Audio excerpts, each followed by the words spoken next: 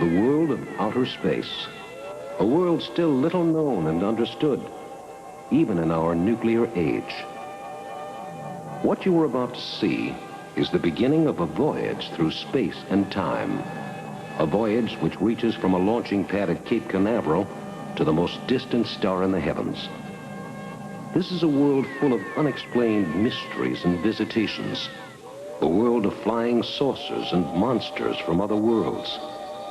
It is a world of science, of fact, and fiction, a world of reality and incredible fantasy. After decades of research, man has finally conquered the moon, and Mariner, the unmanned space probe, has landed on Mars. But what about other space programs? Space programs that we know nothing about. By this, we do not mean any earthly space program. We speak of visitations from beyond our world, by creatures from other planets. What is it they want? Who are they? Why did they come to our world? What is the truth behind flying saucers? Do UFOs exist? Is there anything at all to stories of little green men? Or is it all hysteria, media hype?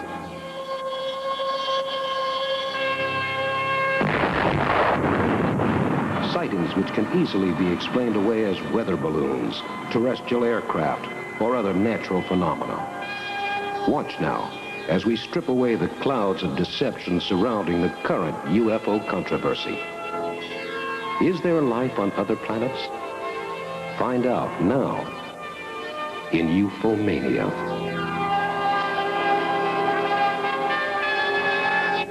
A photo like this raises a number of questions.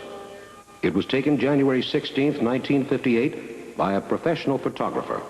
The witnesses all signed sworn affidavits. No agency has ever been able to uncover what really happened in the sky that January morning. Here we see the Corpus Christi UFO sighting, photographed on July 28, 1959. This is referred to as Library of Congress Archive Reference Number 341382. This sighting is included in Project Blue Book, the recently discontinued Air Force study of flying saucers and extraterrestrial phenomena.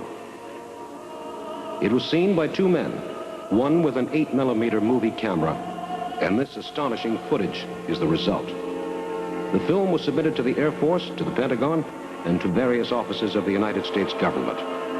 After detailed study and research, the Air Force released a statement to the effect that they could not explain what this object was, or where it had come from, or how it propelled itself. You will undoubtedly notice the trail of the conventional jet seen above the UFO. This jet established visual contact with the UFO and chased it for some miles. However, the object continually eluded the pursuing plane. Except for this filmed record, there was no other photographic evidence, since the pilot did not have a camera. When asked if the object could have been a weather balloon, the pilot replied, "At that speed?"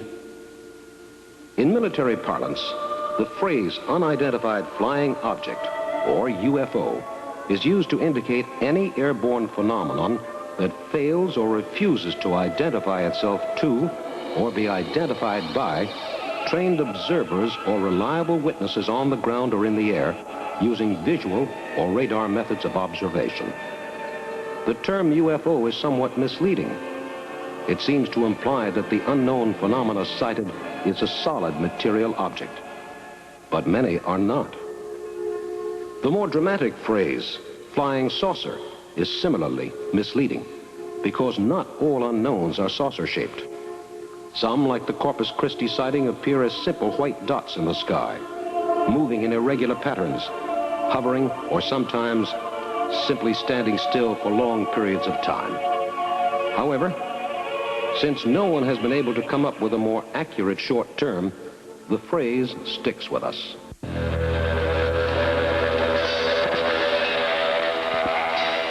Space and the creation of the universe.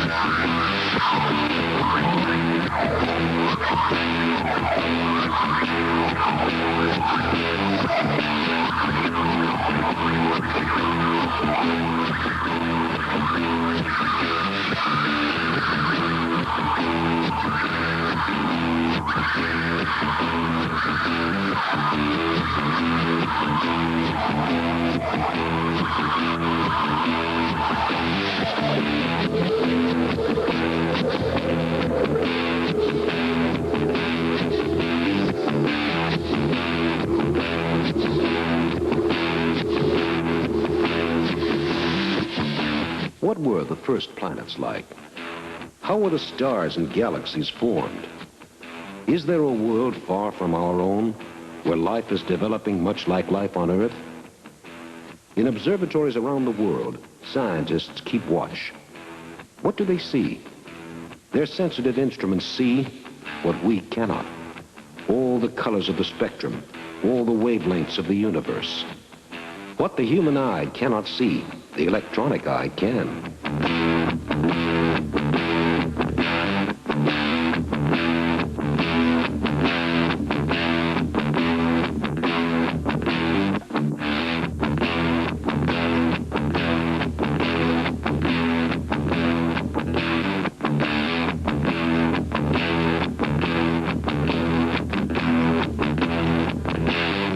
Scientists take telescopic infrared pictures of the sun, of Mars, of the moon, and from a space probe, even the Earth.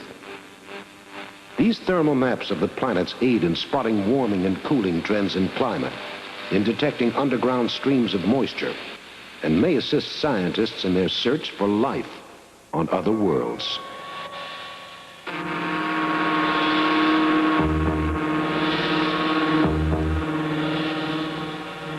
Is there life at the center of the sun? The notion seems ridiculous, but we cannot be sure. Traditional theories have it that the sun is a ball of combustible gases with a nearly molten core. But suppose that the sun has a solid, cool core, and it is only the outer surface, which is a gaseous mass, fueled by some secret tunnels from a source of propulsion near the center of the planet. Could not UFOs, if they could channel such an enormous source of power, live at the center of the sun and venture forth to explore the Earth? Although there is no basis in fact for this theory, the notions and beliefs that UFOs may come from the sun persist.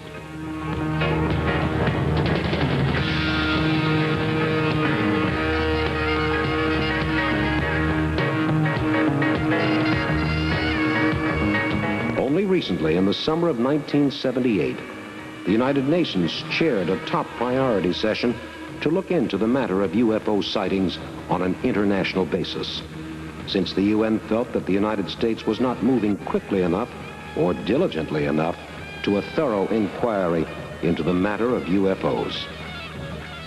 What results will the UN conference have? Will the U.S. finally revise its last public statement on the UFO matter?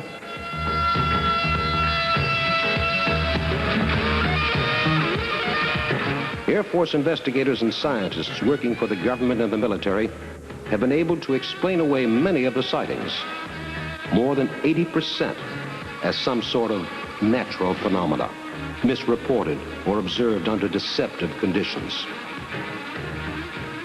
Some UFO sightings, however, the ones we are exploring here, have never been explained. UFOs have been known to hover, change direction, come from the left and then zoom back to the right. They are also known to maneuver with a speed and grace completely unknown to our aircraft, seemingly impossible for something which is not steered by an intelligent life force. Are these UFOs, then, actually the ships which brought visitors from a faraway planet? What will happen when and if we have our first close encounter?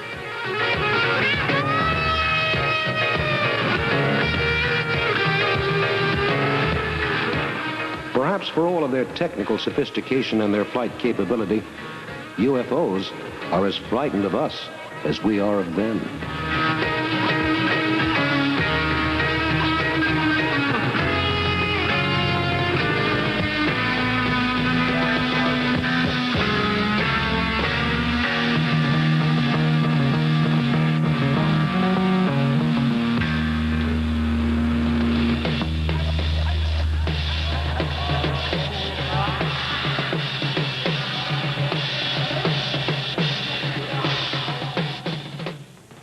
UFO was seen over New York on the 28th of July, 1952, by 3 members of an organization interested in UFOs.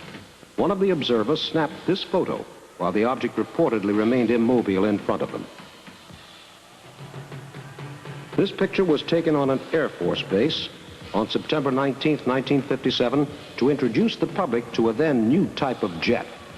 Look in the upper right corner, and you will see what this frame blow-up reveals. A UFO sighting which greatly embarrassed the Air Force. This is obviously not some freak weather phenomenon, but a solid object. At the Miyako-jima Observatory in Japan, the night shift was on duty one evening making routine observations of the night sky. Suddenly, one of the observers noted something unusual in the telescope, something which should not have been in the normal nighttime sky. The 23rd of January, 1957 was just like any other night, until they saw, hovering over the observatory, this small bright object in the night sky, moving erratically. The observers rushed out to take these two stills of the object. They submitted the stills to the Air Force for confirmation. Again, the Air Force found it to be completely inexplicable. While there has been no proof of any kind that this is an actual spacecraft from another planet, the fact remains that this particular sighting revealed a movement pattern in the UFO which is hard to reconcile with any known aircraft or natural phenomena.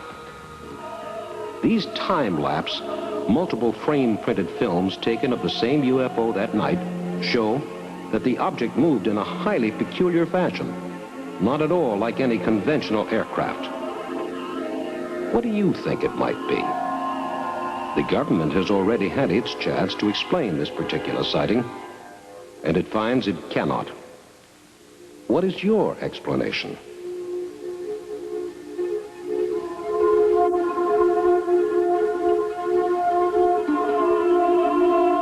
The responsibility for evaluation of UFO reports rests primarily with the U.S. Air Force. Since the first UFO sightings in 1947, the Chief Investigative Air Force Group has been located at Wright-Patterson Field in Dayton, Ohio.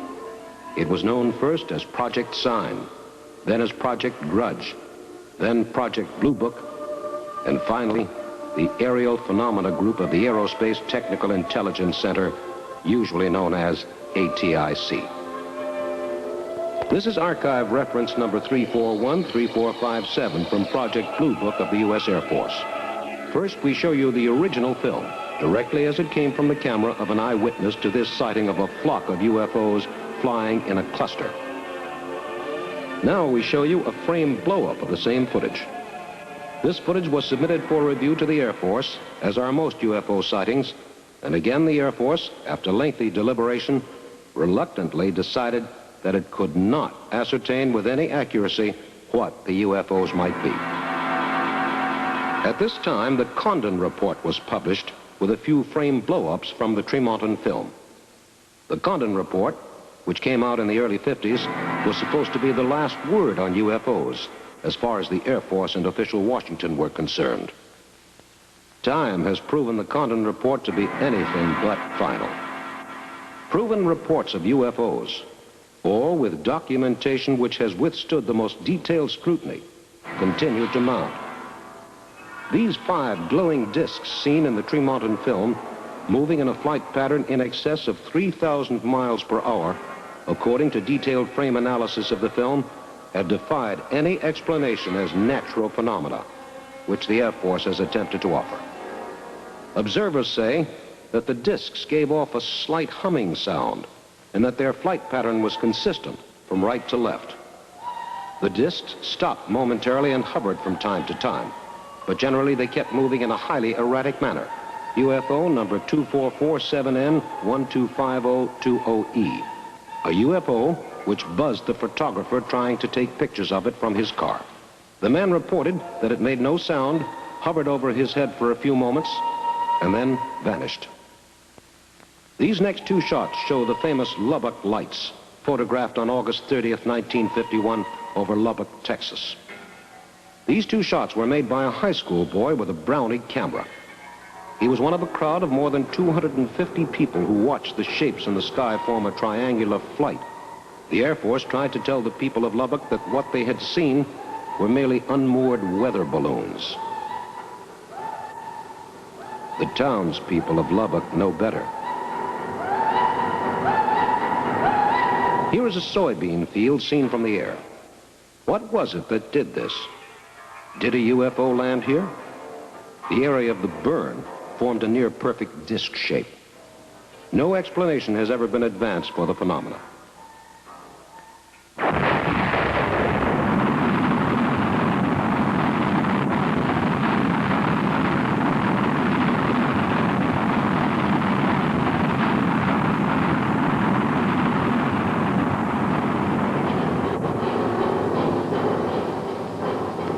Man takes off for the moon. With this astounding voyage into the reaches of interstellar space, mankind came a giant step closer to the understanding of our position in the universe.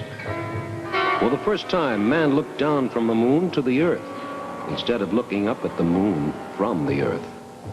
For the first time, man could get some idea of what he would have to do in order to conquer space.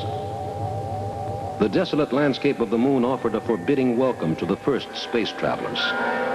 First, man sent probes to pave the way for later manned explorations. Such unmanned probes will pave the way for the exploration of Mars at a later date, probably by the mid-80s. In his voyage through space, man will have to be guided by the movements of the planets, the stars, and the navigational charts, which his amazingly accurate remote control instruments and space probes send back to him. When we touch down on a foreign planet, many thousands or even millions of miles away, what will we find? These actual telescopic time-lapse pictures give a glimpse of the universe as it really is. From these reports, we can begin to get some idea of how to explore the universe and what possibilities the stars may have in store for us. Who can tell what the future may bring? And when at last we do land on a foreign world, looking up at the planets visible in that world's sky, what will we have discovered?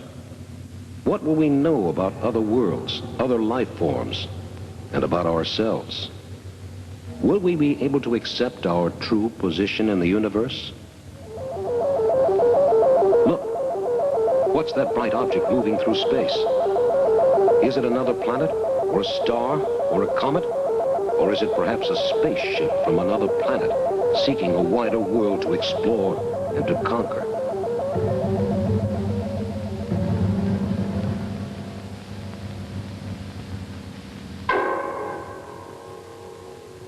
Navigation is made possible by the alignment of the planets and by accurately charting their positions throughout the course of the year. Once man finds the actual positions of the planets, he can chart his way at least through our own solar system. Our space probes send us back information about the solar system. It adds to the rapidly increasing fund of knowledge we already have. The design of the solar system, with planets rotating about the sun, is known to every schoolboy and girl. But the subtleties of the arrangement, the precise distances and speeds of planets, the gravity, the cycles of movement, they are all still being researched. And our own solar system is expanding daily. Only recently, Pluto was discovered to have a new moon, which no one thought had existed before. Every day we learn something which we did not know. Maps. Maps of the universe, maps of the moon and the planets. These are the tools with which we will find our way through the universe.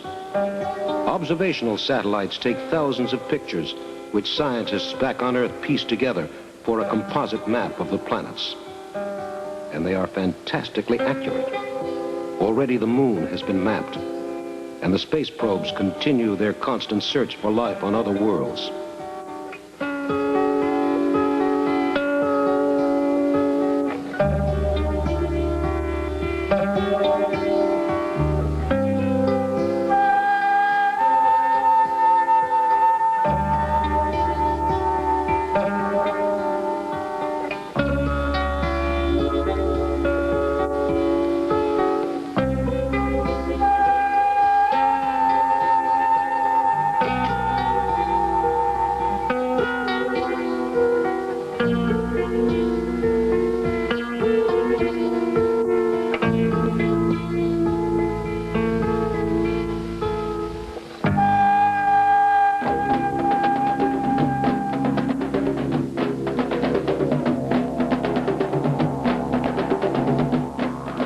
Television cameras scan the surface of the planets microscopically. Their eyes among the stars help man to get a better view of the world outside his own.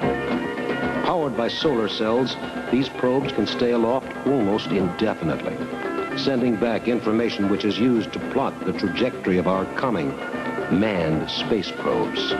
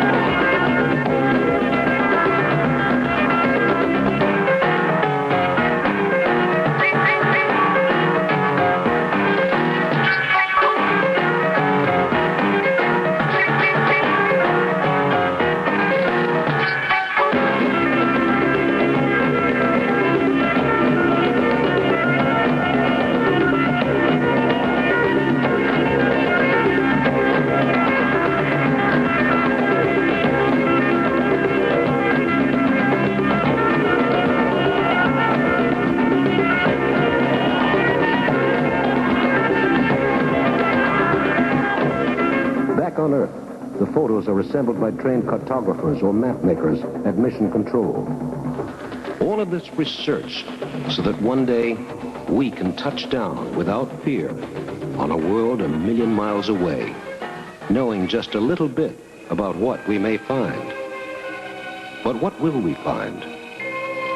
Until the day that man first sets foot on Mars, Venus, and planets not even known to us, we cannot answer.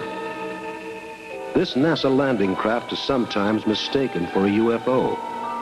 Note the disc shape and the bright, shiny metal fuselage. Inside the disc, a wealth of scientific instrumentation keeps watch on space. The probe will explore for us, without a human observer, the mysteries of other planets. In the future, man will be there to see for himself or herself. In the future, man will look out over the new frontier, a frontier which space has opened up for us.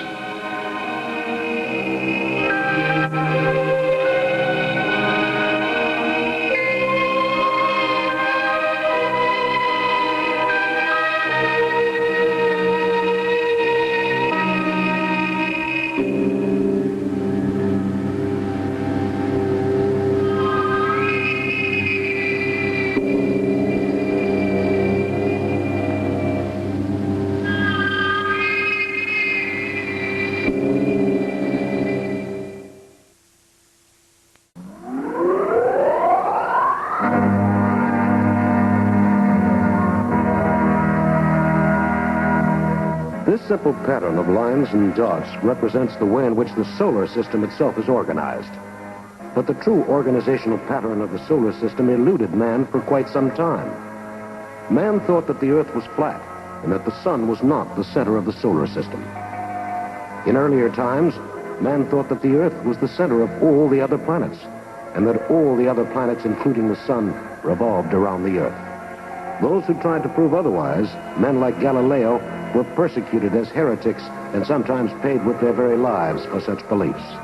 Today, man uses sophisticated instruments such as this telescope to tell him more about the mysteries of the universe. But why must we wait? Why not now? Blast off with us then for a trip beyond the moon, beyond the stars, and into the far reaches of outer space to the Red Planet.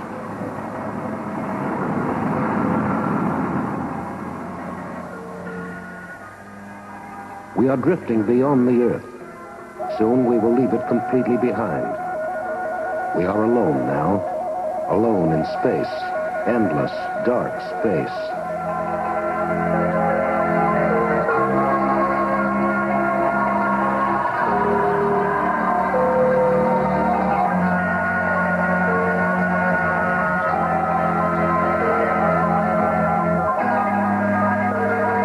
In inside our ship is a maze of electronic instrumentation. And as we look through the porthole, we can see the Earth receding in the distance. Our ship seems so small in the inky vastness of the universe. The distance to Mars is so enormous. Can we possibly survive the voyage to Mars and back? In order to leave the Earth's orbital field, we have had to break free of the gravity of our home planet.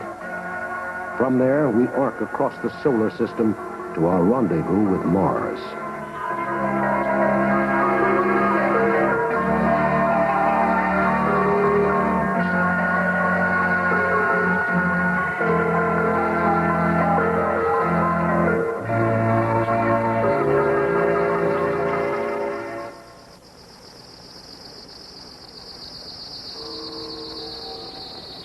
As you can see from this diagram, just a slight miscalculation would send us spinning off into the vastness of space, to be lost forever among the stars.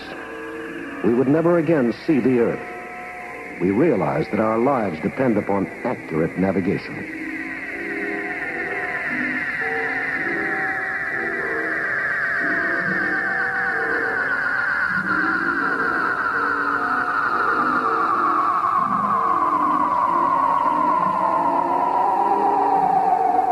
In this overhead view of the solar system, we see that each planet has its own roughly circular orbit, and that each planet keeps its orbit because of the pull of gravity from the sun. Were this solar gravitational pull removed, our home planet would go spinning off into the black void of space, to certain doom and destruction.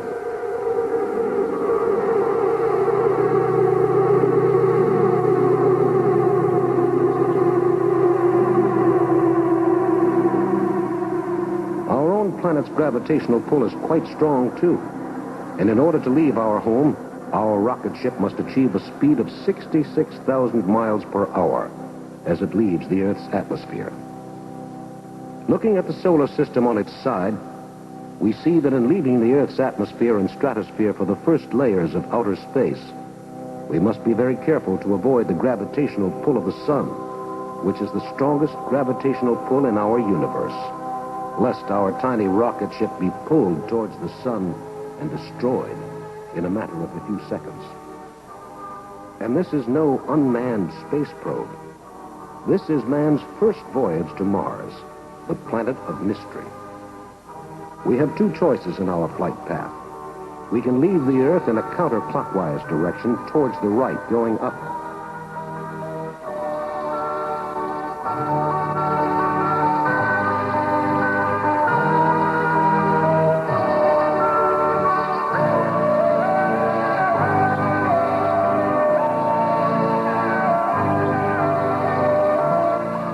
Or in a counterclockwise direction going down towards the left.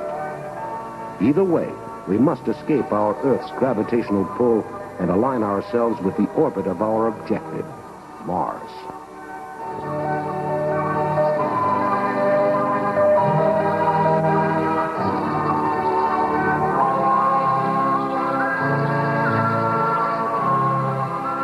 Gigantic retro rockets smooth our ascent as we settle into the red planet. But this is theory, not fact. What about us, alone in the vast blackness of the outer space, guided only by our navigational instruments? And then, trouble. Our retro rockets have failed to fire. We are unable to make our course correction. We are alone here, with no one to help us. We will have to either correct our malfunction or die. Feverishly, the crew attempts to cut in alternate backup rockets. Will we be able to save ourselves from destruction in space? Finally, at last, the rockets are functioning. The warm glow of our rocket engines is the only light except for the stars. Then, with our course correction completed, we shut down the rockets in order to conserve as much fuel as we can for our final descent. In the meantime, we will check our instruments to make sure that everything is functioning properly.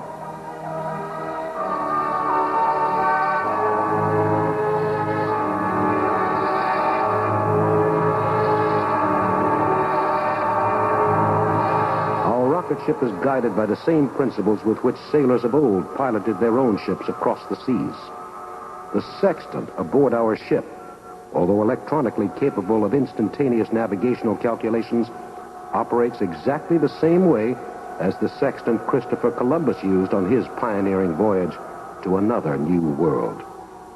Now, this same ancient yet modern instrument guides us on a voyage to our new world, Mars. If we can gauge our distance from a particular planet or star using the sextant, we can figure our position in space by triangulation.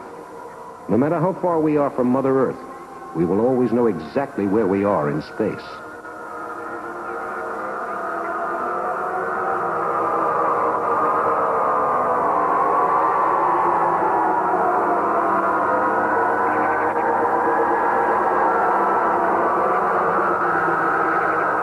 The process by which we derive our exact flight path in space is a complicated one, relying on conic separation of space and choosing any one of many possible flight paths as our flight path to Mars. Sailors of old had to perform all these complicated calculations by hand. But in space, we do not have time to stop and figure out these things in simple arithmetic. 1 second's delay could mean death. Therefore, we rely on the ship's computer.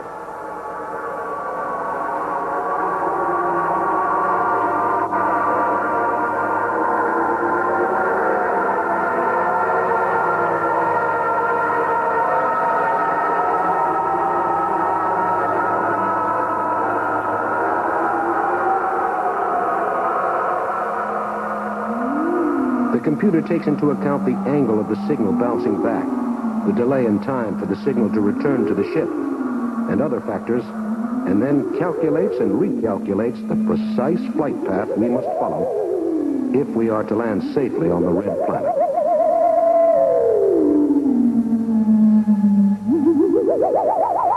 The readout screen with its constantly changing numeric instructions is what tells us that the computer is functioning properly and that we are on course.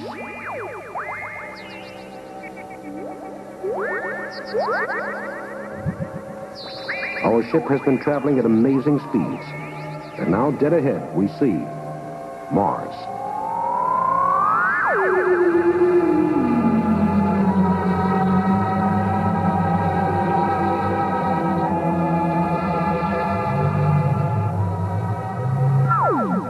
Is there life on Mars?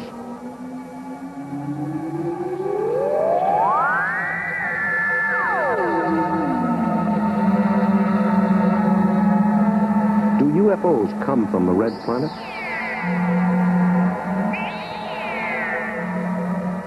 Perhaps someday when this fictional voyage of ours becomes a reality, we will know the answer for certain. Trinidad Island UFO again, seen here hovering in the center top of your screen, a bit to the left, has taken January 16th, 1958. This UFO was seen by a large crowd of people, and the governor of the island ordered the photo released to the public to further research on UFOs. In this close-up, we see the unmistakable shape of a classic flying saucer. Where did this saucer come from? Why is it visiting the Earth?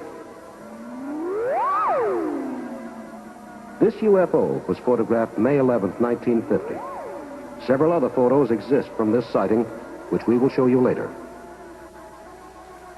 The Air Force again could offer no explanation, and they can find no trace of photographic tampering with the picture.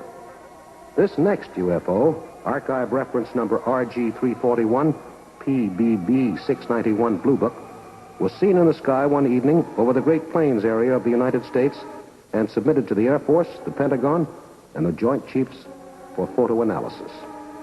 This was done, and again, no trace of trickery or any logical explanation could be found. It joins the ever-growing ranks of the sighting of UFOs in this country.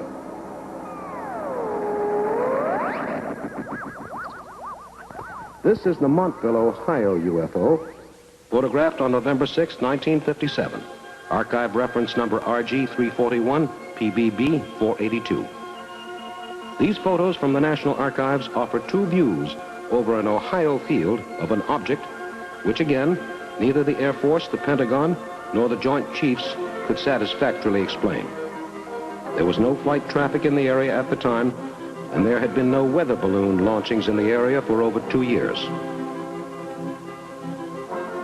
This next UFO, Archive Reference Number 341 PBB460, was taken in the Midwest in 1965. Submitted to the government, they added this photo as well to their growing collection of unexplained aerial phenomena. This rock fell to Earth January 1949, and since then, no one has been able to explain either the origin or the composition of the rock. And these pictures in the National Archives, as part of their UFO collection, attest to the inexplicability of this object. What is it? Is it a piece of moon rock? Is it a piece left over from an alien spacecraft? Where does it come from? No one has yet been able to answer these questions. This UFO, photographed in the Arizona desert in September 1959, part of the National Archives, number RG341 PBB473 Blue Book, is seen here in 3 views to give the object added contrast. Again, the photo was submitted for detailed analysis by all government agencies. And in the absence of any plane or other aircraft being in the area at the time, and in view of reports of the astounding speed of the object, no one has been able to come up with a conclusive explanation. No photographic trickery could be detected. It enters the archive files as a genuine case of an unidentified flying object. And so the search for UFOs continues.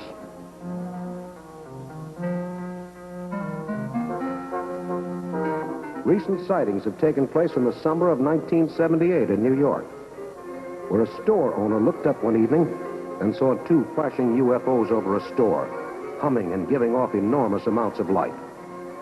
Police were summoned to investigate and found nothing, and particularly no trace of any trickery. The store owner said that he had not believed in UFOs up until that evening, but that now he believed. When the police and news reporters scoffed at this story, the man replied, "I'm not asking you to believe anything. All I know is what I saw, and you can do what you like." Is this the voice of an unreliable witness, a crackpot? Judge for yourself. And as man learns more about the universe around him and extends his research into deepest space, plotting courses for his navigational instruments and space probes to follow, questions become important.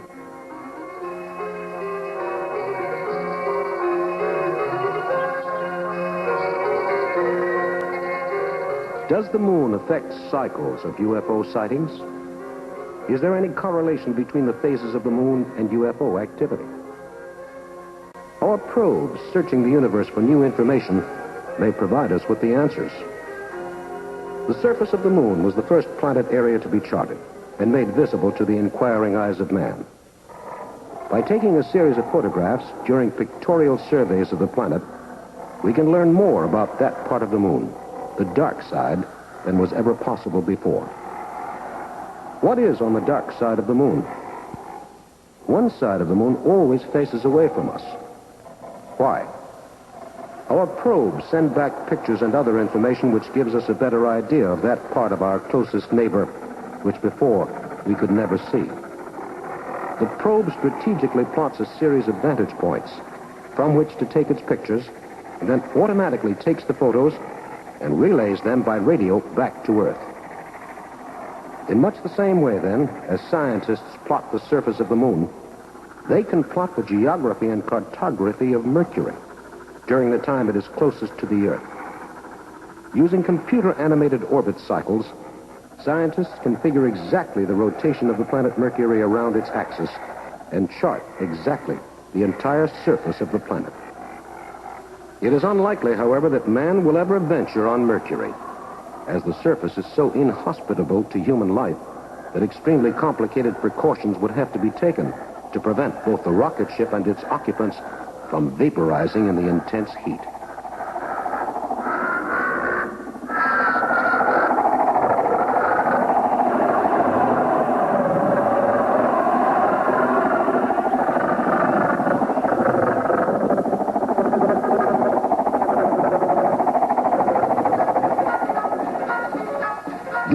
UFOs come from Mercury? At this writing, it seems highly unlikely. Here is the Yonkers, New York UFO sighting, March 19, 1957, during which a routine home movie suddenly turned into an important document in the continuing UFO controversy. Suddenly, the sky was alive with dozens of objects, some of them obviously birds. But the others? There is an eagle flying in the center of the screen. But what are the other objects in the sky? This is Blue Book number ARF 341761. Whatever these objects are, they are apparently not of earthly origin. Again, there was no traffic in the vicinity at the time of the sighting, and other explanations based on natural phenomena that were advanced proved to be completely unsatisfactory. We offer several framed blow-ups of this footage to help you decide for yourselves. Again, this footage was submitted to all government agencies, together with affidavits and eyewitness reports describing the sound of the UFOs as terrific. And again, the film was quietly filed away with no official explanation.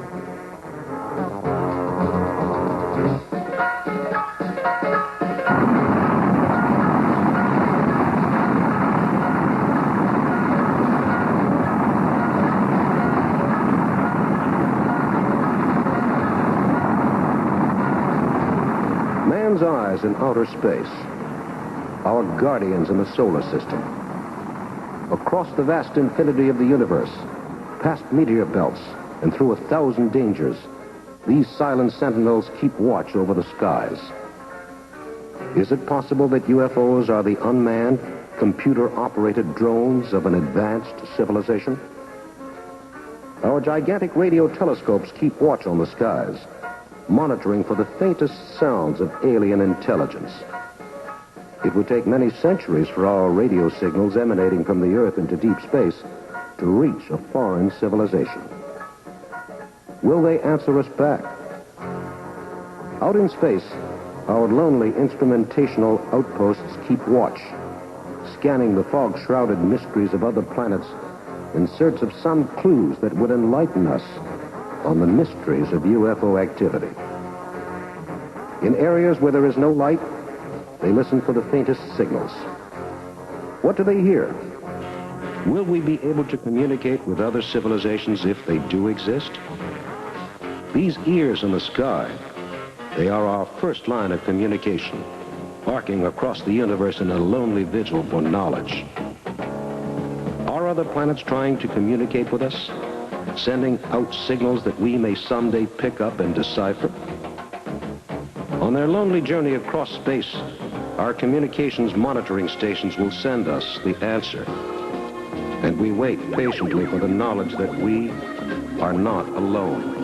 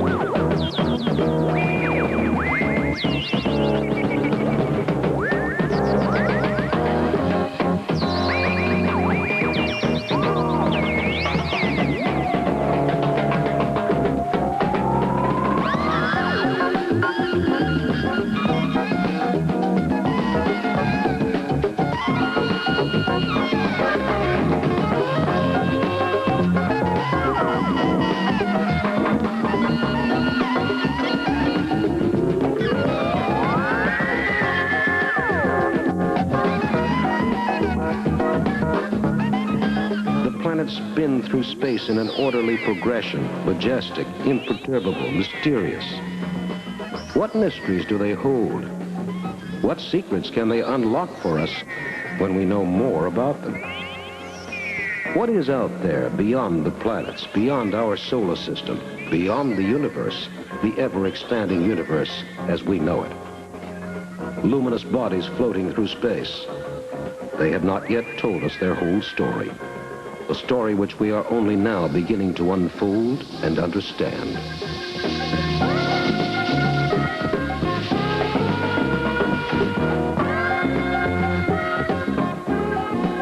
The rings of Saturn, for example, appear solid from the Earth. We are still not precisely sure what these rings are composed of.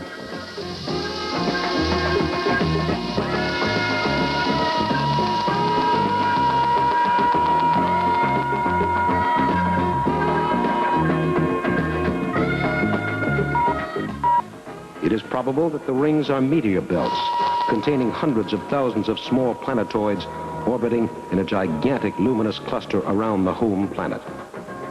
If we are still uncertain about something as mundane as the rings of Saturn, then what are we sure of?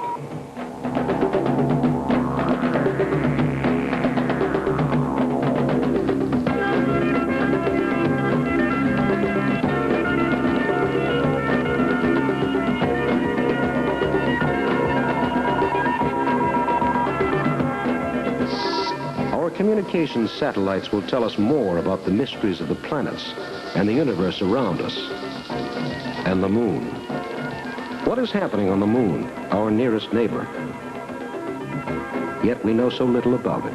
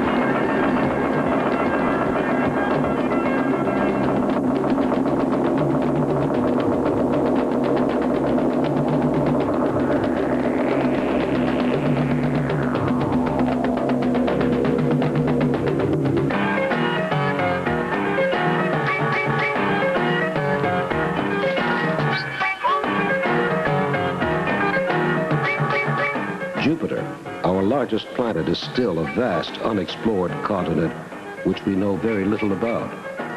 Jupiter, with a gravity strong enough to crush any man or woman who sets foot on it. Jupiter, finally revealing to us a few of its secrets as our unmanned probes in the sky draw nearer and nearer to an encounter with this mysterious neighbor of Earth's. What is the mysterious red spot on Jupiter? Noted in the computer diagram you see here.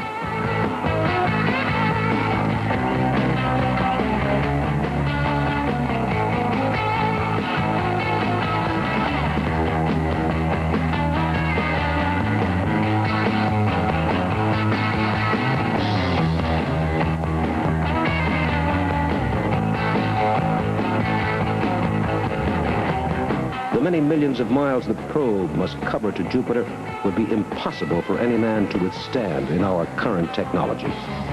But the probe does it easily. Then the probe sends us back information by radio, which will help us to better understand our universe.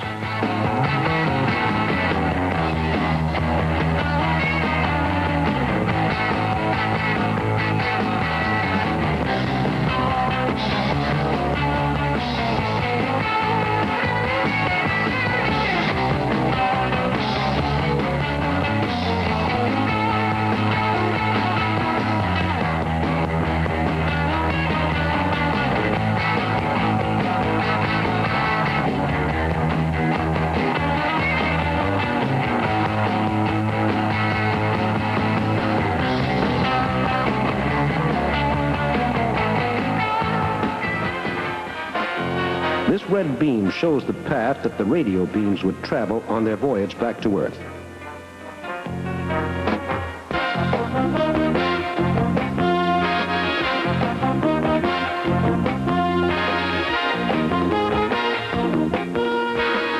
And this schematic diagram gives some idea of the enormous complexity involved in such a venture.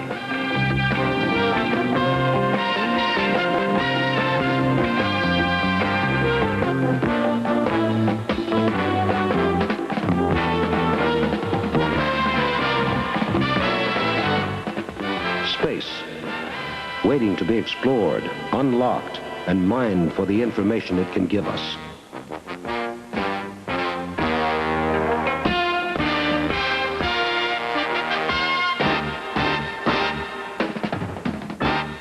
Man is fragile, like a flower. And though our galaxy seems endless, it is really just a small part of the continually expanding universe.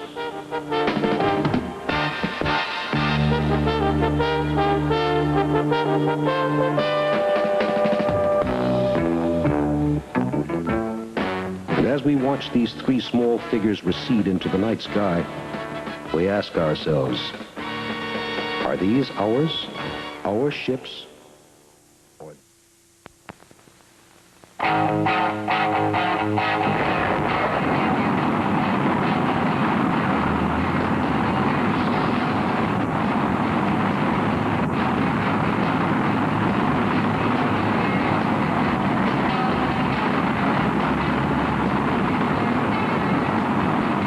How will man travel to other planets? What sort of ship will he use? Will he use a conventional rocket or something more sophisticated, something yet to be designed?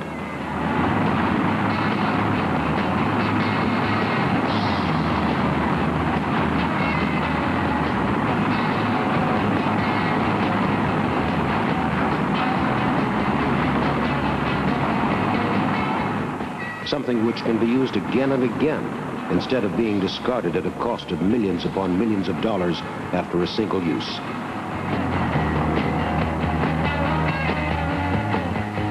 The space shuttle, undergoing final preparations here at Cape Canaveral, is one answer our government offers to the ongoing question of UFO technology. If UFOs do come from other planets, certainly they must return there. Our rockets are disposable, and this is costly and impractical. But a space shuttle, which could be used many times, would make space travel practical and relatively inexpensive, opening up the possibility of regular flights, for example, between the Earth and the Moon. Come with us, then, on a voyage through space, on the first space shuttle, as we challenge the mysteries of outer space. Here, the rocket is on the launching pad. Now we have liftoff, and we're off, going beyond the atmosphere, into the stratosphere, and then into outer space.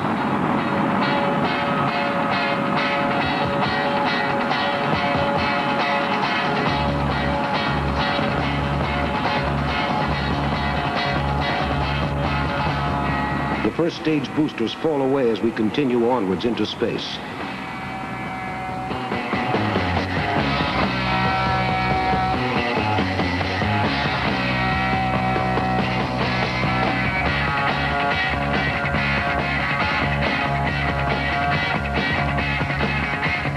Then the final fuel tank jettisons, and we are on our own. With only a few remaining rockets to guide us, we drift over the Earth, getting a fantastic view as the planet revolves below us. We see Earth one moment, and then drift off into space as we rocket across the top of the world. And then finally, we are in outer space.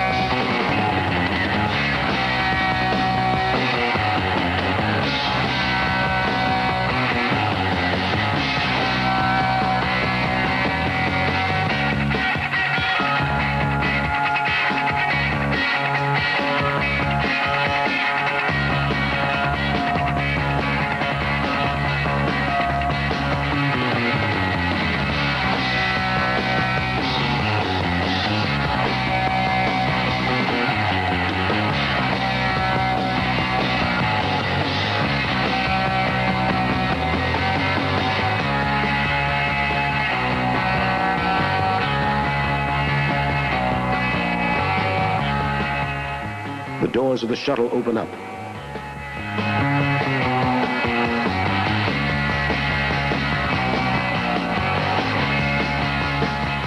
This computer animation view of the shuttle gives us an idea of our payload. Scientific equipment for the exploration of space, as well as a large passenger area.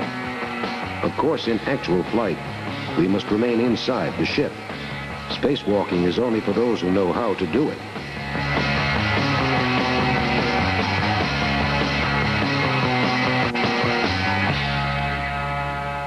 The ship is capable of great maneuverability in space and can change direction and correct its course at the touch of a button.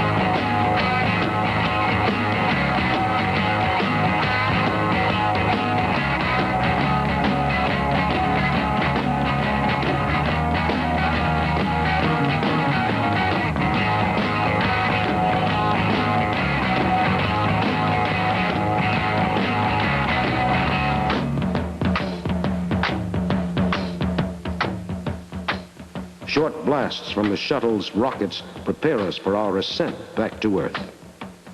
This has been only a trial run, with no planet as our objective. We settle back into the atmosphere, and as we do, the hull of the ship becomes red hot from the air friction.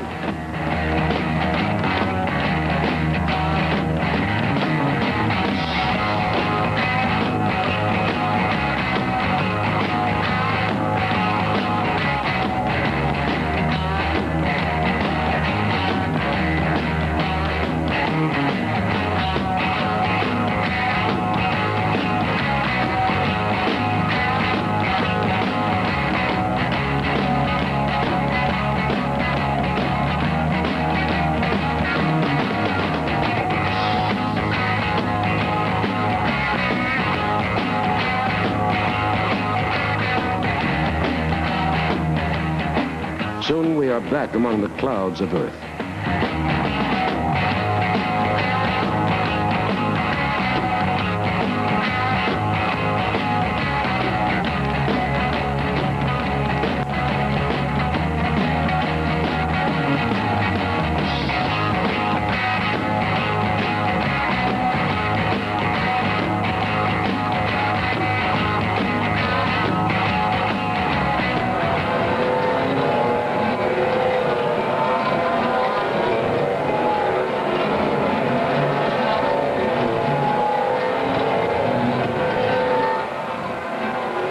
The landing gear comes down. That's it ahead, the runway. We are approaching the Earth at terrific speed. The ground is coming up almost too quickly. It seems as though we will never be able to make a landing at this incredible speed. Easy now, easy.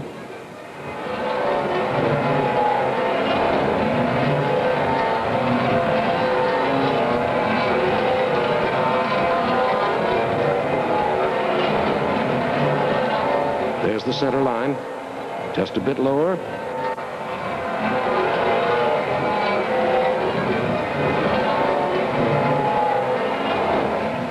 And touchdown. If the space shuttle is adopted, it may someday be possible for us to travel to distant planets as easily as we now travel across the country. These are 5 views of a mystery object which fell to Earth December 1971. This object seems to be a part of something, a plane, a glider, some sort of engine, perhaps part of something else as yet unidentified. What could this object be? It seems that in the last view of this series, one can see what might be described as some kind of exhaust pipe protruding from a section of the object. Again, this object has been submitted to the Armed Forces and the Air Force for analysis. It is cataloged as National Archive Reference Number ARF 341 PBB 6514. Then again, Abraham. Here, National Archive reference number ARF 341 PB 691 7A8A. Two views of this object, which again, no one has been able to give an explanation for. Submitted to the authorities with sworn testimony, affidavits, and eyewitness accounts that no one in the military cared to contradict on the record. One must see at this point a pattern emerging. Not, we emphatically state, a pattern of any sort of clandestine cover-up, but rather a pattern of being unwilling or unable to make any sort of standing public statement as to what these objects might be. This last view is from the same sighting, same reference number, origin or type of object also completely unknown. These are the Great Falls, Montana UFOs, photographed August 5th, 1950, as they drift past a radio tower in tandem. This is archive reference number ARF 341-323 Blue Book, a fantastic 16mm movie photographed by an amateur home movie enthusiast as he was out in the fields doing some nature photography. This is one of the most convincing of UFO documents. It has been the subject of countless hours of research and numerous attempted explanations, none of which could explain away this astonishing piece of footage.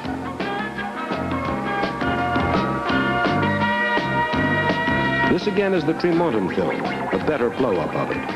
This was photographed July 2nd, 1952, and archive reference number ARF 341-347-7 Blue Book applies to it. Here the UFOs move in a cluster formation of larger numbers, shifting off into other patterns from the basic hook pattern, which has dominated so many UFO reports. Again, this sighting was accompanied by eyewitness reports and sworn testimony. A note should also be made here that the government has more than 20 hours of actual sound recordings of UFOs in the National Archives in Washington, D.C. But they seem difficult to get hold of for some reason we could not discover. Here is another amazing piece of motion picture film photographed in Champaign, Illinois on June 7th, 1960. This is archive reference number 341-554. Watch the UFO drift down from the top left-hand corner of the screen to the lower right-hand corner in this slowed-down version of the original sighting, blown up 5 times.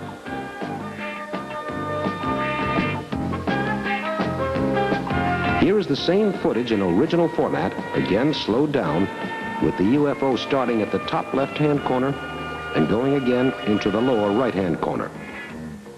As with most UFO sightings, this was photographed completely accidentally. No one saw a UFO, and no one ran away to get a camera. This footage was shot by a man making a documentary for the local government. Rockets require careful planning to a degree of meticulousness which would strike most people as ridiculous or meaningless.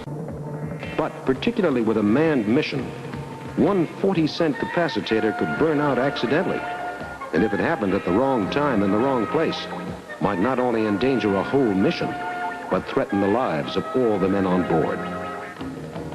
Consider the number of mishaps that have occurred since our space program began. We know of our number of failures as a matter of public record, and we know nothing of the Soviets' track record with any certainty at all. There have been fires, explosions, 3 deaths in our own space program caused by one minor little thing gone wrong, one tragic mistake. Before any project gets off the drawing board, it has to pass 1,000 critical tests. In space, there is no margin for error, no way to go back to the launching pad and start over.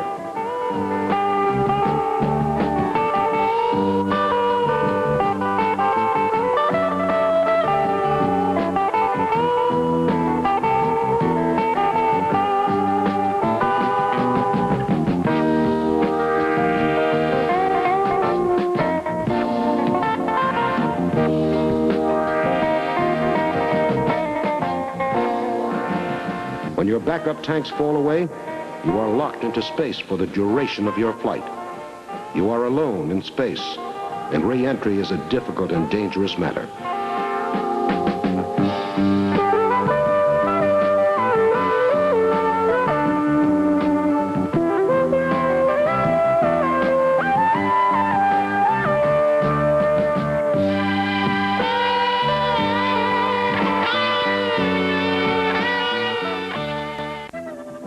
Eventually, man may be capable of construction in space on a large scale.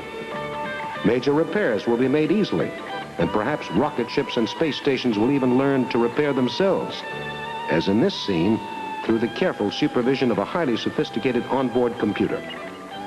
But it will be some time before any of this is practical, considering man's technological development. And then, too, things can sometimes just drift away, and not even a computer can do anything about it. Once constructed, space stations of the future may take many different forms, other than the traditional wheeled space station with spokes in the middle of a huge gyroscopic wagon wheel spinning in space. Space stations currently under consideration for the future include this flatbed, which is highly mobile, important when one thinks of the possibility of attack by an enemy in the future, when all nations have conquered space travel. On this flatbed station, people could live on board for weeks, months, perhaps even years, though it would get a bit cramped on a voyage of such long duration. In addition to the flatbed, there is this spindle space station. But even though these types are both highly mobile, they still move rather slowly in comparison with the distances the universe has to offer. The nearest star is beyond the reach of one lifetime with conventional technology. And one sees that certainly space travel requires an entirely different kind of powering system with some fuel and combustion process that we don't understand how to exploit yet. Perhaps another civilization, more advanced, has already found this fuel of the future and is using it to visit us here on Earth.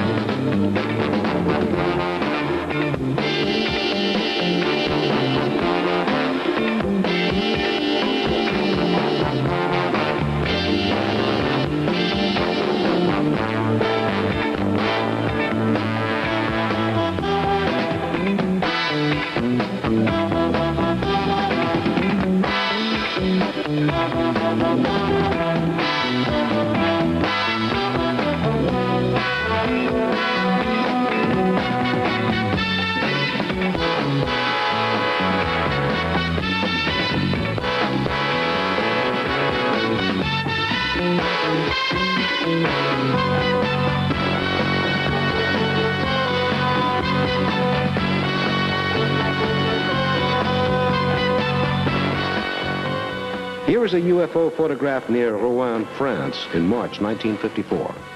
This was seen by a large crowd of French farmers and local officials who rushed the pictures to the French military authorities. However, some saucer sightings do seem to be open to skepticism. This photograph, taken on December 13, 1952, supposedly depicts a Venusian saucer taking off from the Earth. The official U.S. government position on this photo is that it is probably a fake. Here is another photograph of a UFO in front of the moon, supposedly seen on June 6, 1950.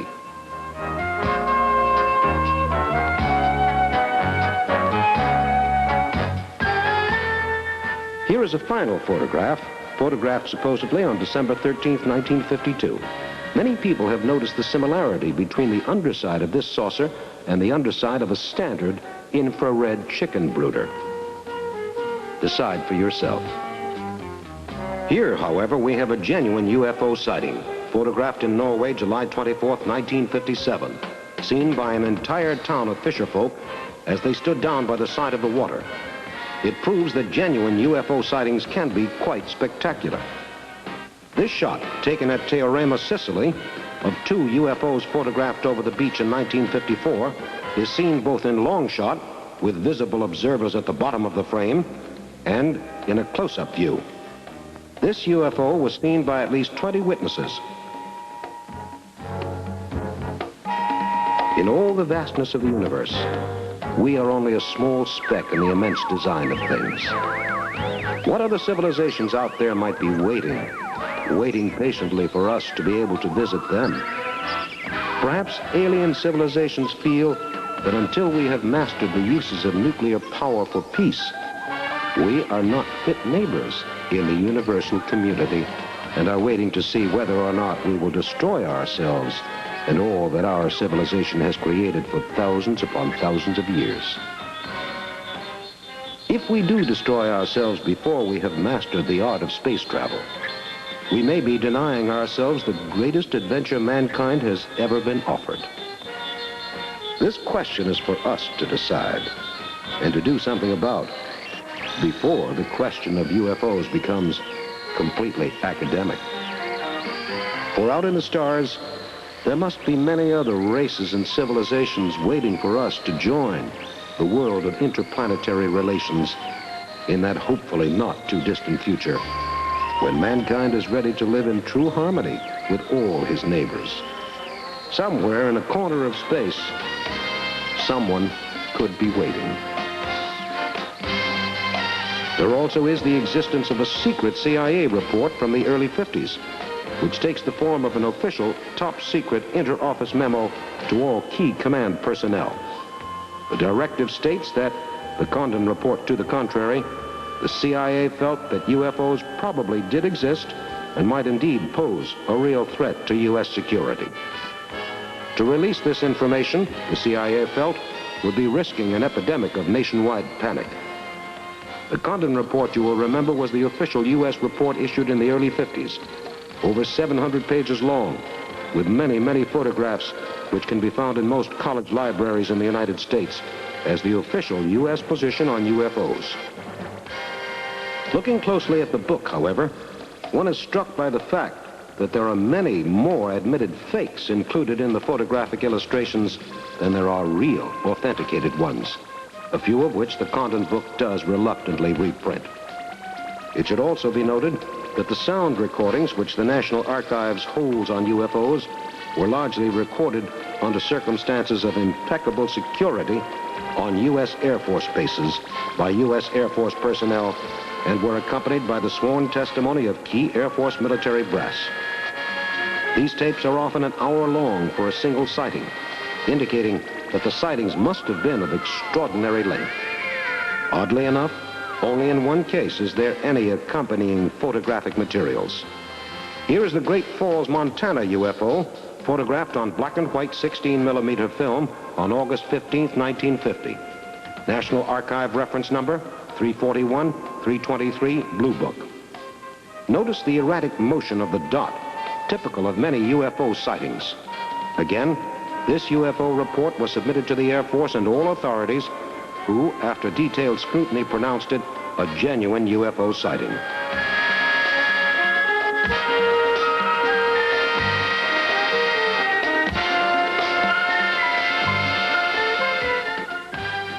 We show you this film in blow-up to enable you to get a close view of the object.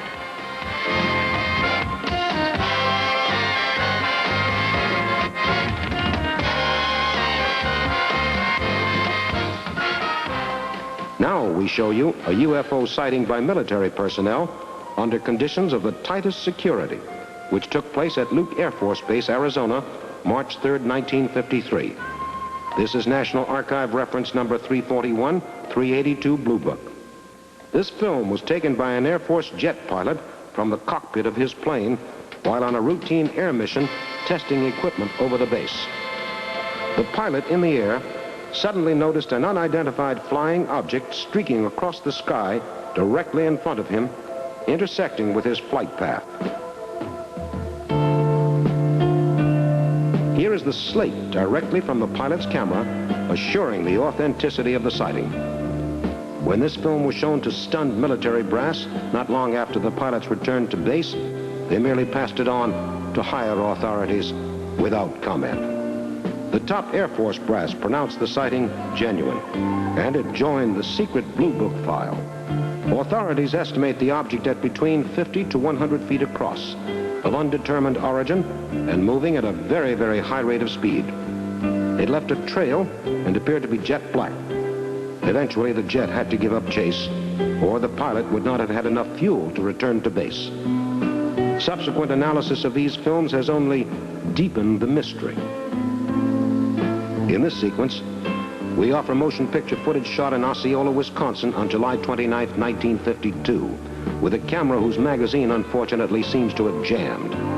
Despite this flaw in the recording, the film offers a clear view of a disc-like object moving from right to left across the center of the screen, which we show here first in the original footage and then in slowed-down, blown-up format. The government accepted this sighting as genuine. This is National Archive reference number 341-357 Blue Book. The saucer moves directly towards the camera, momentarily obscuring the camera lens almost entirely. Then the object moves away towards the left, leaving the classic shadow of a UFO. Now, you have seen a great number of eyewitness sightings. Each of these sightings comes with credentials which back it up, even in the eyes of the United States government, a government which has gone on record as saying that there are no such things as UFOs, and then assembles a secret Project Blue Book file, which it only recently and partially declassified. The CIA believes in UFOs, according to that interoffice memo we mentioned earlier. Do you believe in UFOs? If not, what do you believe in?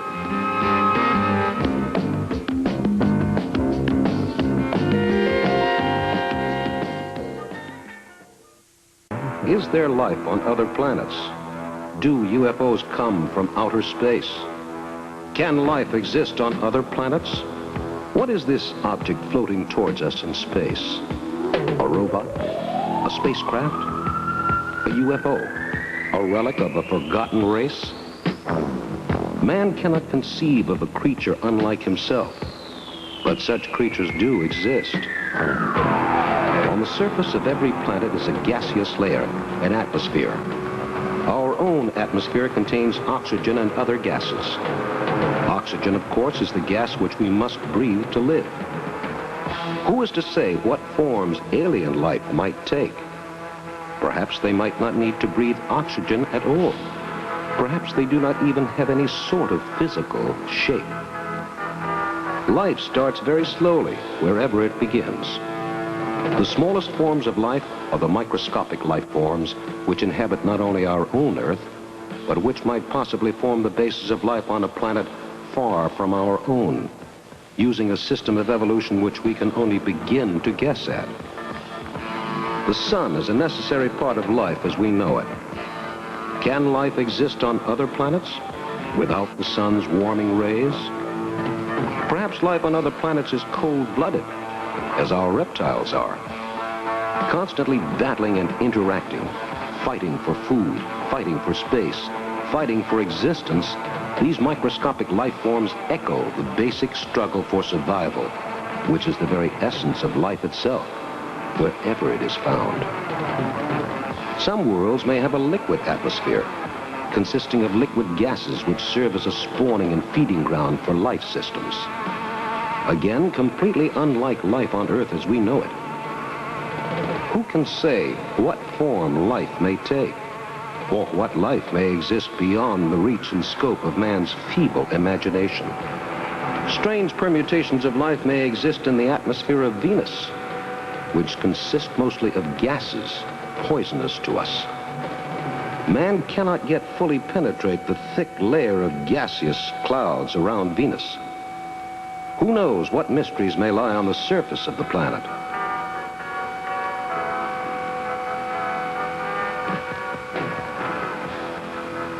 Here we see two extremely primitive life forms exchanging food. It almost looks as if one were feeding the other. Now we know that life this simple is no great physical threat to life on Earth. But what of a plague from outer space? H.G. Wells in War of the Worlds explored this theory in reverse when invading Martians were killed off by common cold germs during the Martians' war with Earth. Could it be that some small, insignificant germ on a distant planet might bring an end to life on Earth? It could happen. And so scientists are struggling to make certain that all space probes which return from a voyage in outer space are fully sterilized to prevent the possibility of Earth's being contaminated by an alien virus. Life on other planets does not have to be animal. Crystal formations such as these can rapidly spread and could possibly contain intelligence if born in a life system different from our own. Space is a place of 1,000 different visions and possibilities. It is not too much to wonder if plant life or life of a crystalline nature might exist on some planet, of which we do not even know the existence. In the vast reaches of the endless universe, all things are possible. And as crystalline life forces interact, who knows what hybrids might result, and with what capabilities? Although animal life seems far more likely, we must not rule out the possibility of creatures in other forms, other shapes, and even in no form at all. A gas or a mind force. Really, scientific knowledge extends only so far as our own backyard. We have a limited appreciation of our own origins, where man came from, when life began. It would be presumptuous of mankind to assume that he is alone in the universe, or that life can exist only as he knows it. Smaller life forms transmute into more complex ones. Where will it end? Where will it stop? What will be the final outcome? Is there an alien intelligence right now, far beyond our own development in science and in culture? And if so, how does this intelligence regard us? As a friend, or as a potential source of slave labor? If alien civilizations can reach the Earth, it follows that their technology must be millions of years ahead of ours, in a far superior state of development compared to man's first beginning steps on the threshold of the stars. A simple drop of dew on a plant seems so ordinary, so simple. Could it not be that our Earth is as a drop of dew to creatures from another planet? Could it be that our own world is just a small part of the larger design of the domain of a foreign intelligence? These small creatures swim about in the vast ocean, not knowing what surrounds them or what their ultimate aim might be. Are we not much like these small animals, uncertain as to our future and our destiny? The cycle of life goes on, and man's existence is only a small part of it. We exist in a corner of the universe so vast that we cannot even comprehend the boundaries which we must inevitably explore and understand if we are to coexist peacefully in the universe. What actually is going on out there in the cold, inky, vast blackness of interstellar space? What beings, what worlds lie in the skies beyond the small distance our eyes can see, even with the best of instruments? What mysterious forces control the cycles of the planets?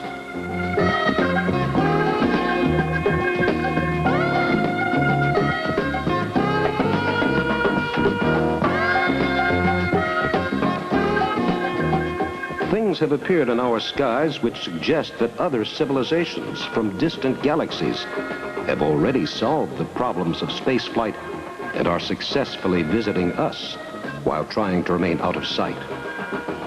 Are they afraid of frightening us? Do they feel that man's limited intelligence is not yet ready to comprehend the mysteries of life on other planets?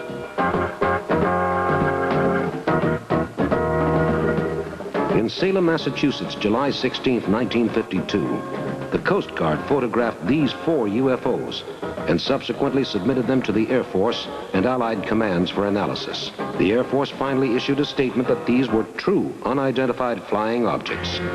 This UFO was seen from an airplane while traveling at an altitude of 25,000 feet.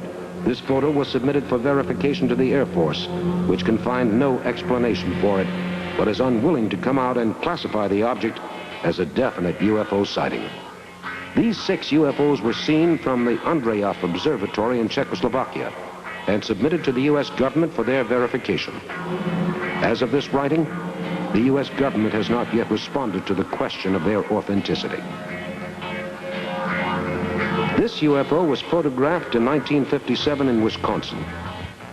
We present 2 views taken less than a minute apart of a silvery disc-like object floating above some pine trees. These photos were taken one morning during the course of a family snapshot session. Although the U.S. government does not formally accept these photos as genuine, they have been accepted by NICAP, one of the most widely respected UFO research organizations in the country. This is another view of the McMinnville, Oregon UFO, which we showed you earlier, a slightly wider view of the sighting. Photographed in 1950, this UFO is shown here in the final blow-up, which the Air Force subjected it to during the course of its exhaustive inquiry into the authenticity of the sighting. The UFO was declared to be genuine and defied all analysis.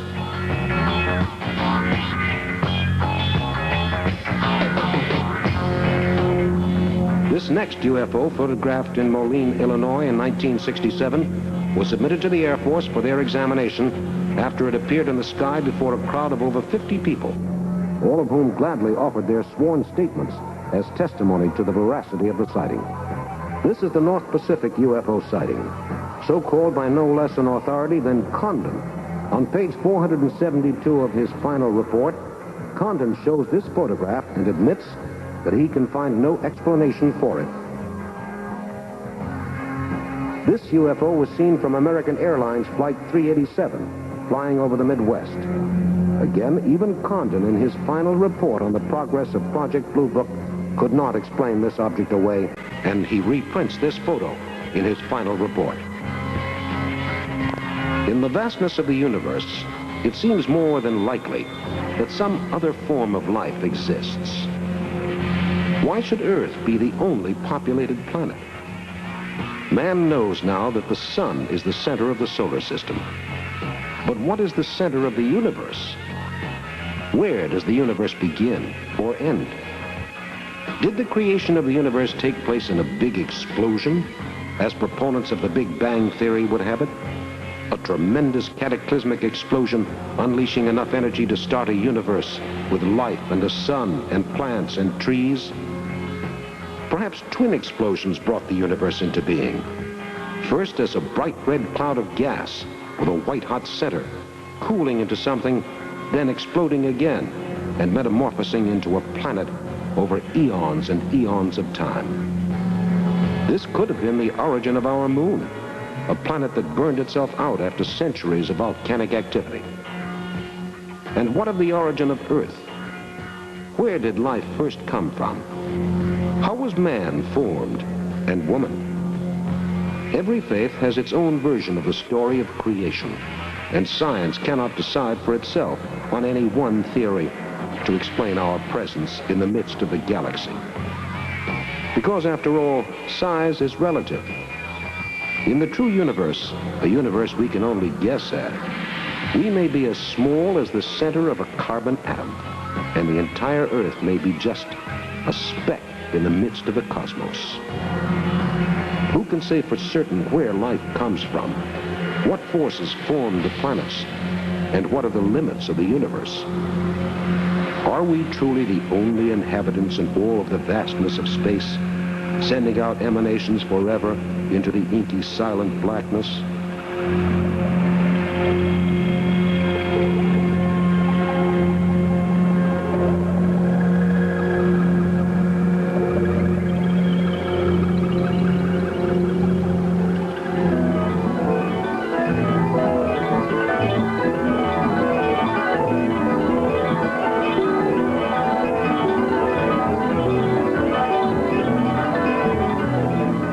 What of our neighbors?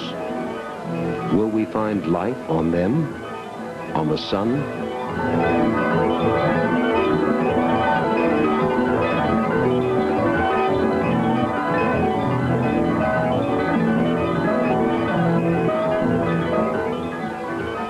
Round and round we spin at the center of a controversy we struggle to understand when we still know so little about ourselves.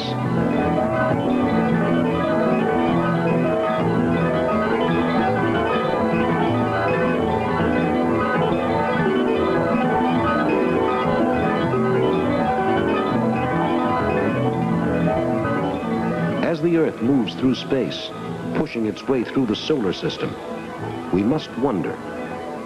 Suppose that someone asked you to imagine a universe of illimitable vastness, a universe filled with thousands of planets, thousands of stars, thousands of galaxies, infinite in size and infinitely expanding.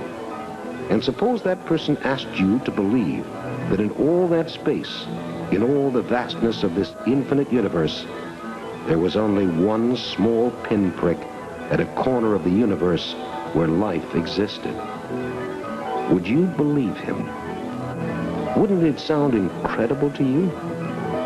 Perhaps someday our naivete will seem equally incredible to our children.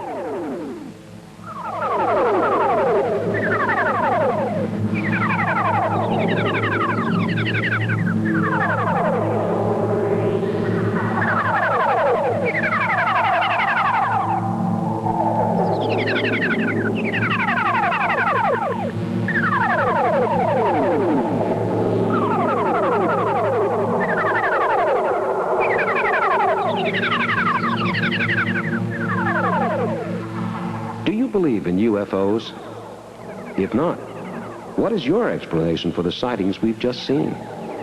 Airplanes? Soviet test missiles? Weather balloons? Ionic disturbances in the atmosphere? Ball lightning? All of these are popular theories used to debunk UFOs.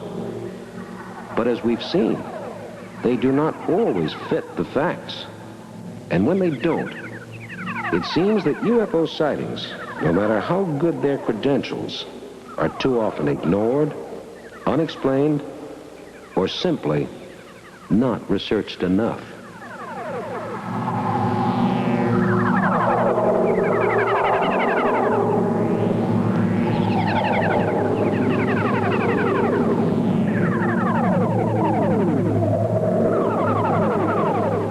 We have saved the most astonishing documentation until last. This is the Santa Ana, California UFO, photographed on August 3rd, 1965. These three views taken by a highway inspector show the UFO hovering in front of his truck, seen through the windshield and side window of the truck's cab. Nightcap and the government both have subjected these photos to extensive analysis, along with sworn statements in the matter. This is one of the handful of photos which has been declared authentic by NICAP's photo advisor. No one has ever come forth with any proof or evidence of trickery, and indeed it appears that faking these photos was entirely beyond the capability of anyone but a professional photographer. NICAP estimates that these pictures show a UFO about 20 feet in diameter, hovering about 75 feet in front of the truck. The highway inspector has stuck to his story for more than 13 years. These photos remain some of the most convincing UFO stills in existence.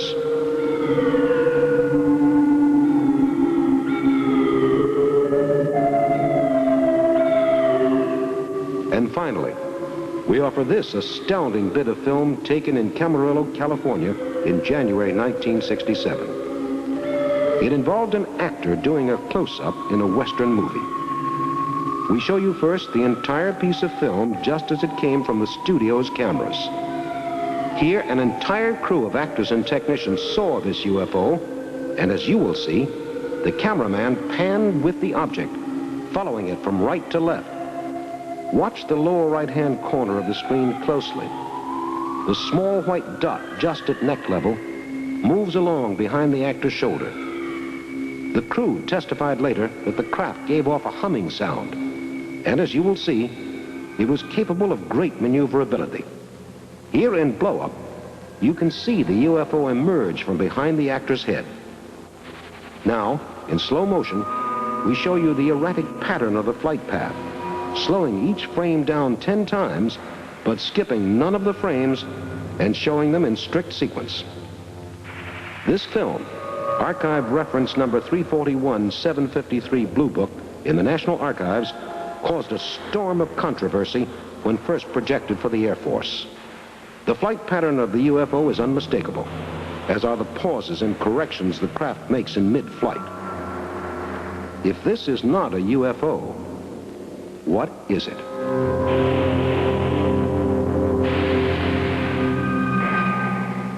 As one becomes familiar with the wealth of material in the field of UFO research, and familiar too with the way the research of that material has been handled, one becomes increasingly frustrated with the refusal of our government to do anything more than simply catalog these reports and then continue as if nothing had happened.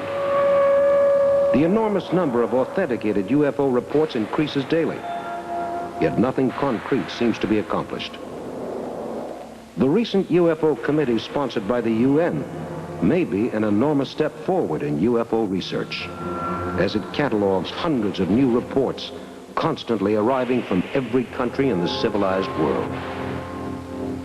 Until such time as UFOs are taken seriously and not confined to members of the lunatic fringe, the mystery surrounding them will continue to deepen.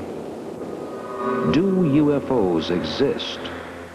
Are there things in the sky which we cannot explain or understand? Our own government admits to the existence of UFOs. The CIA believes in UFOs. Do you believe in UFOs? Teng Mu was a Chinese philosopher. In the 13th century, he wrote, "Heaven and earth are large, yet in the whole of space they are but as a small grain of rice. It is as if the whole of empty space were a tree, and heaven and earth were one of its fruits. Empty space is like a kingdom, and heaven and earth no more than a single individual person in that kingdom. Upon one tree there are many fruits, and in one kingdom many people.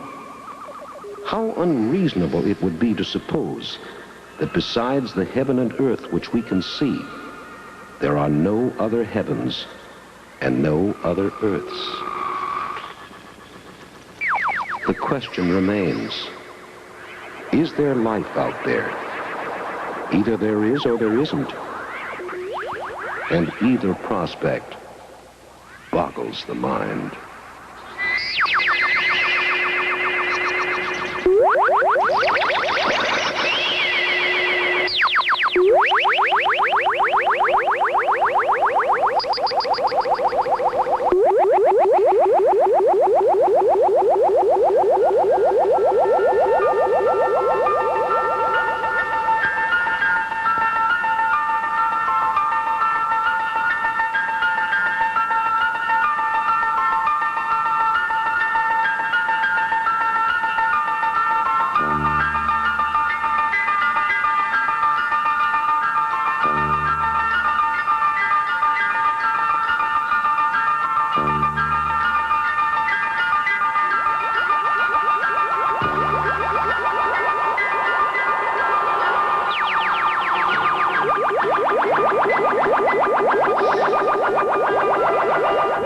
This film is designed primarily for your entertainment. Although the producers have taken every possible precaution to ensure the accuracy of materials and other documentation used in this motion picture, the producers bear no responsibility of any kind for inaccuracies, irregularities, or other errors in the claims and cases discussed herein. The theories presented in this film with regard to UFOs or life on other planets are either those of eyewitnesses, researchers, or the producers, and no claim to other authenticity or validity of these theories is either made or implied. Affirmative. Telemetry and launch condition. Affirmative. Missile and internal DC. Affirmative. Pressurization complete. Affirmative.